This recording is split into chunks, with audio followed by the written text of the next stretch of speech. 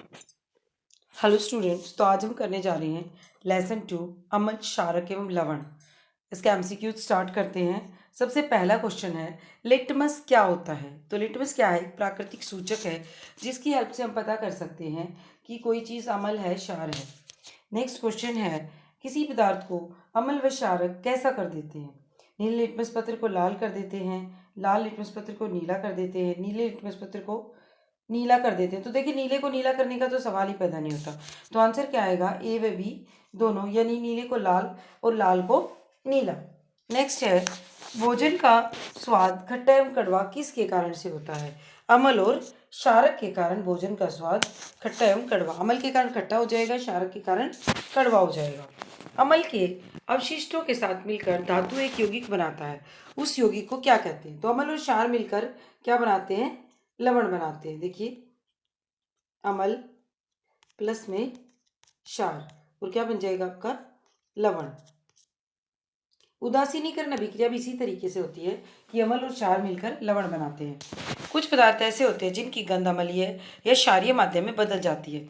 उन पदार्थों को क्या बोलते हैं हम? गंध अम्लीय सूचक।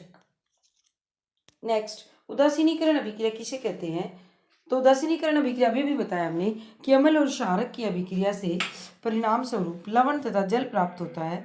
इस तरह की अभिक्रिया को हम क्या बोलेंगे? उदासीनीकरण अभिक्रिया। दानेदार जिंक के टुकड़ों के साथ किसकी अभिक्रिया द्वारा हाइड्रोजन गैस की जांच की जाती है। तो तनु सल्फ्यूरिक अम्ल की, ज्वलन द्वारा, अम्ल एवं क्षारक द्वारा। तो आंसर क्या होगा आपका? ए और बी दोनों के द्वारा। तनु सल्फ्यूरिक अम्ल के द्वारा भी की जा सकती है और ज्वलन के द्वारा भी। नेक्स्ट क्वेश्चन देखिए, जल में अम्ल का विलयन कौन करता है। तो जमल, इसका मतलब क्या है कि जल में अम्ल के विलयन से क्या हो जाता है। तो विद्युत का चालन जो है तभी होता है जब अम्ल को जल में घोल देते हैं। धात्विक ऑक्साइड व अधात्विक ऑक्साइड किस प्रकृति के होते हैं। तो धात्विक ऑक्साइड हमारे अम्लीय होते हैं और अधात्विक ऑक्साइड हमारे क्षारकीय होते हैं। नेक्स्ट क्वेश्चन है, जल में अम्ल या क्षारक मिलाने पर आयन की सांद्रता में प्रति इकाई आयतन में कमी हो जाती है। इस प्रक्रिया को क्या कहते हैं। इस प्रक्रिया को हम बोलते हैं तनुकरण। देखिए, जितना ज़्यादा पानी डालते जाएंगे उतनी उसकी सांद्रता कम हो जाएगी, तो उससे क्या होगा? आयंस भी कम होते चले जाएंगे। किसकी उपस्थिति में हाइड्रोजन किसकी उपस्थिति में HCl में हाइड्रोजन आयन होते हैं। तो देखिए, जल की उपस्थिति नहीं होगी तो हमें आयन उत्पन्न नहीं होंगे। किसी विलयन में उपस्थित हाइड्रोजन आयन की सांद्रता ज्ञात करने के लिए एक स्केल विकसित किया गया है, उस स्केल को हम बोलते हैं पीएच स्केल। देखिए, लिखने का भी एक ढंग होता है, इसमें P स्मॉल होता है और H कैपिटल होता है। उदासीन विलयन में pH का मान 7 होगा। यदि pH स्केल में किसी विलयन का मान 7 से कम है तो विलयन कैसा होगा? अम्लीय होगा। नेक्स्ट क्वेश्चन देखिए, अम्लीय वर्षा कब होगी? जब pH का मान 5.6 से कम हो। जब जल की pH 5.6 से कम हो। हाइड्रोक्लोरिक अम्ल कौन उत्पन्न करता है। तो उधर जो है आपका अमाशय, जिसको आप बोलते हो,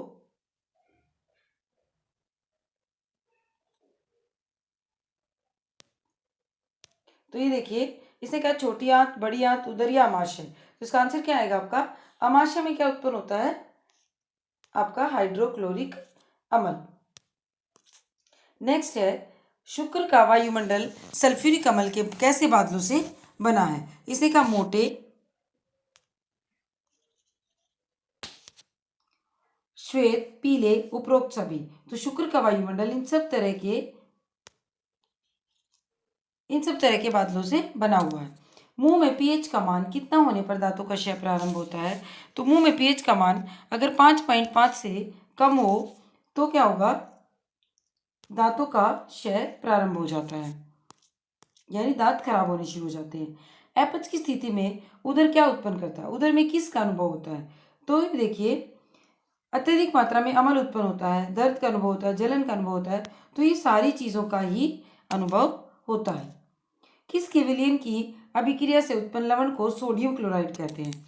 हाइड्रोक्लोरिक अम्ल, सोडियम हाइड्रोक्साइड, सोडियम ऑक्साइड, ए और बी दोनों के अभिक्रिया से उत्पन्न जब होता है तो हम उसे क्या बोलेंगे?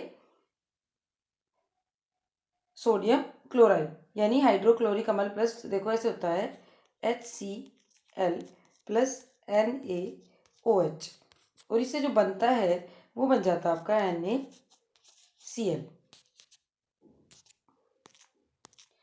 अब कह रहे हैं नेटल क्या है? एक शाकीय पादप है जो जंगल में उपजता है। नेटल के डंक वाले बाल होते हैं, इंक वाले बाल मैथेनिक अम्ल छोड़ते हैं, उपरोक्त सभी। तो ये तीनों ही क्वालिटीज़ हैं। एक तो जंगल में उगता है, दूसरा नेटल के डंक वाले बाल होते हैं, डंक वाले बाल मैथेनिक अम्ल छोड़ते हैं। तो इसका आंसर क्या होगा आपका? उपरोक्त सभी। ये नेटल के पौधे की क्वालिटीज़ बता रखी है।